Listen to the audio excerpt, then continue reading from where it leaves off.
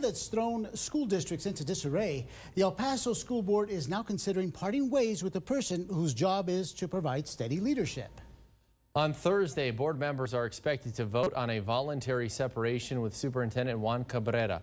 ABC 7's JC Navarrete spoke to board members earlier this afternoon. He joins us live. JC.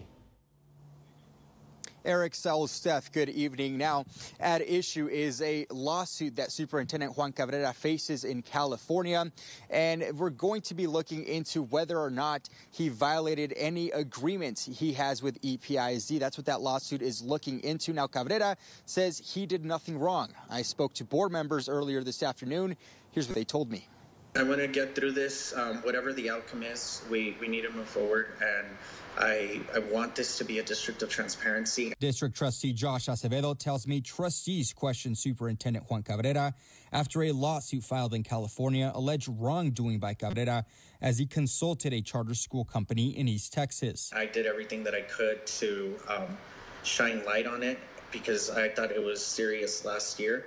And this year just made it a lot more serious. One of the three functions that I have as a board member is to hold the superintendent accountable. An area of concern is how this will impact an already unusual school year due to the pandemic. Acevedo tells me board members would lean towards an interim superintendent already in the administration. I'm thinking that internally to add some continuity in the interim would be to get somebody from his current administration.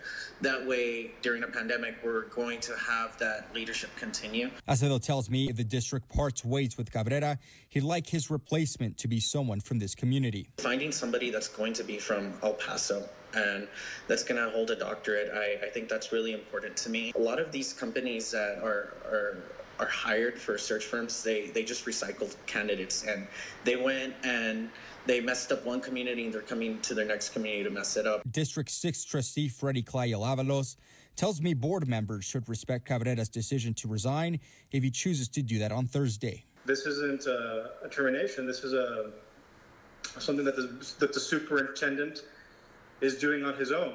So I think that everybody on the board should respect that.